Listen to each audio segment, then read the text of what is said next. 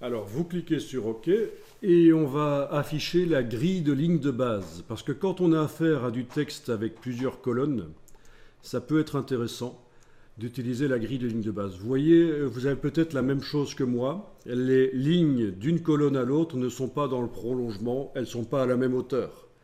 Et ça, c'est pas très professionnel. Est-ce que vous avez ça aussi? Ok, donc on va utiliser la grille de ligne de base. Vous demandez d'afficher la grille de ligne de base, menu affichage, grille et repères, afficher la grille de ligne de base. Menu affichage, grille et repères, afficher la grille de ligne de base. On la voit quand on est en affichage normal.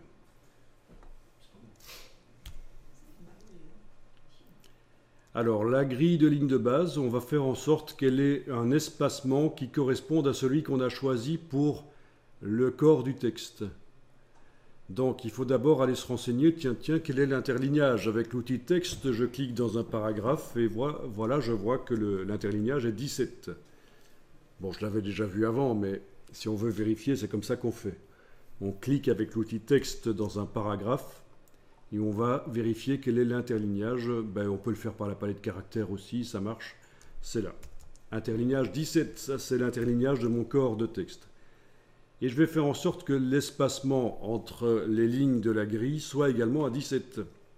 Parce qu'en fait, on va demander après que le texte aille se poser sur la grille. Et c'est comme ça que d'une colonne à l'autre, les lignes pourront être en face l'une de l'autre.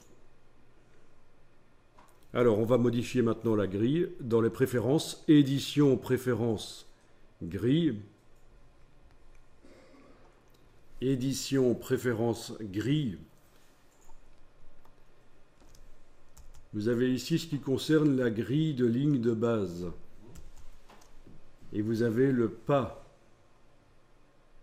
Et c'est ça que vous mettez à 17 points.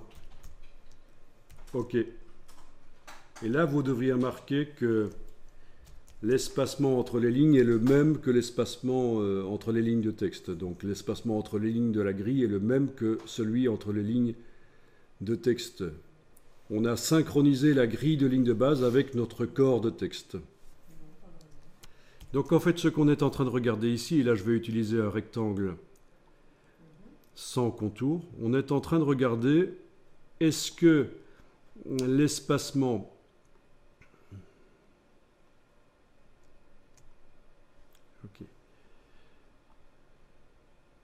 ça vient.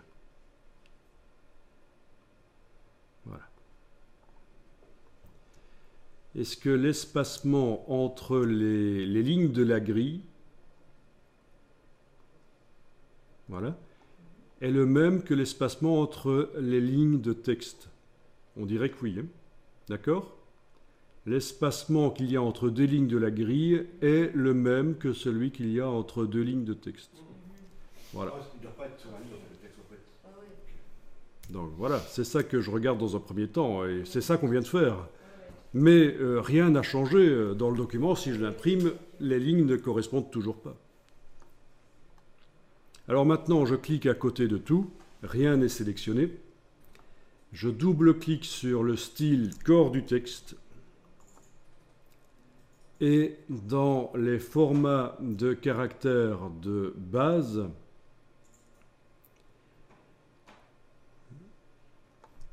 non, c'est dans retrait et espacement. Voilà, dans retrait et espacement,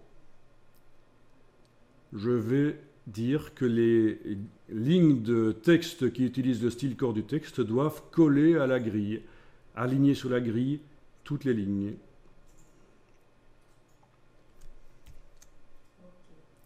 Et donc là, on voit que le texte s'est mis sur la grille. Comme la grille a le même espacement que l'interlignage du corps du texte, ça n'a pas bougé beaucoup. Mais c'est un détail, comme comme souvent, hein, c'est une somme de détails qui va faire qu'un document a un aspect plus professionnel qu'un autre.